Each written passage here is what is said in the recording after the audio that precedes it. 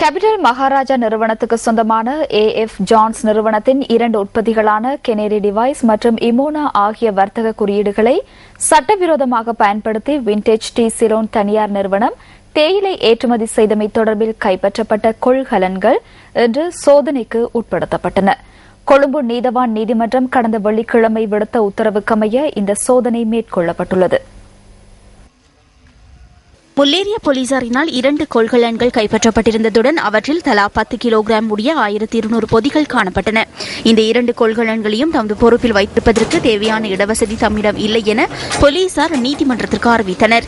நீதவான் நீதிமன்ற வளாகத்திலும் அவற்றை வைத்திருப்பதற்கு போதுமான இடவசதி இல்லை என்பதால் கைப்பற்றப்பட்ட தேயிலை தொகை அடங்கிய கொள்கலன்களை விண்டேஜ் நிறுவன வளாகத்தில் வைத்து சீல் வைத்த பின்னர் அவற்றின் சாவிகளை நீதிமன்றத்திடம் ஒப்படைக்குமாறு நீதவான் இதன்போது உத்தரவிட்டார்.